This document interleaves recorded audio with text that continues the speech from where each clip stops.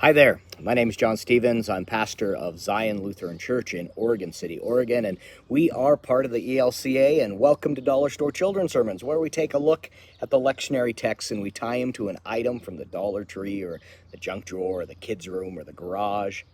Thank you. Thank you for the love that you are sharing with your kids and your congregations and your families. You are rocking it. Thank you so much. And thank you for spending a little bit of your week with me in this way.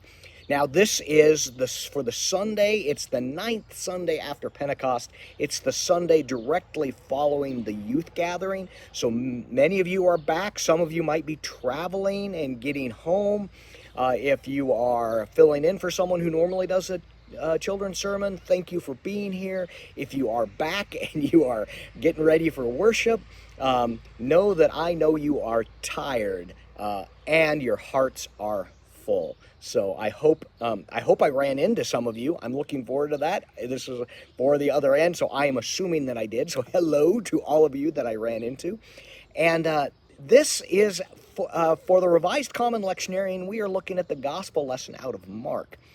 And there's a lot of stuff in this. There's about having compassion on the crowd and all of that. But the one line, the verse that I'm focusing on is when Jesus tells the disciples, withdraw to a quiet place and rest.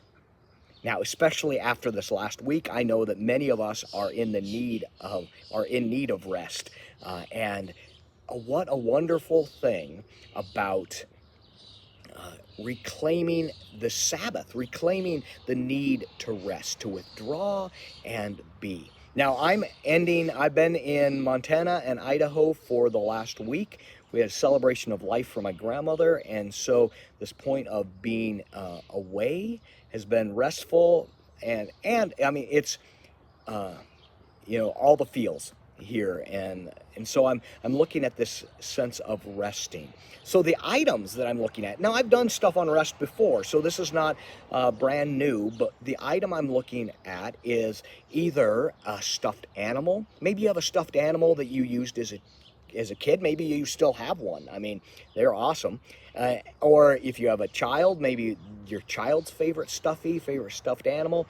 You have a blanket that you held on to. I had a blanket that I used literally until it fell apart in college. It was amazing. It was made of a cotton where it cooled down, but it also, I loved it. And it helped me rest. It really, like holding on to it like osmosis, fed through my skin into my heart. So I had that blanket, or maybe a sleep mask, that if you have a hard time sleeping and you need a sleep mask, and then you hold that, and that just helps you find your rest. And here Jesus says, withdraw to a quiet place, withdraw and rest. There is a point where we need to, whether that be regroup, whether that be rest is good. And how many times do we fight rest? How many times as a kid? I mean, I think of Araya, my kid.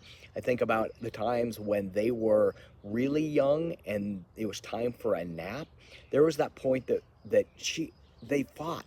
They fought. I mean, we know, nap? No way. Nope. And stomping out of the room. That's me. That's me as a middle child. I don't want to do this. And stomp out of the room. And yet I know after I nap, when I come out, especially after I've napped and I'm all groggy, and then I realize how better I feel. Yeah. So recalling that about how Jesus knows what's good for us, Jesus says, withdraw and connect. It's also a way that we connect to God. So all those different things. There's a great meme that talks about all the places that people napped, and never underestimate the power of a good nap. Yeah. So that's the direction I'm going with, about needing to rest, needing to withdraw, needing to breathe. So, all right. I'm hoping this can be useful for your own children's sermon. Thank you so much. Thank you so much for the love that you're sharing with your kids and your congregations and your families. Again, you are rocking it. All right. Peace. We'll see you next week.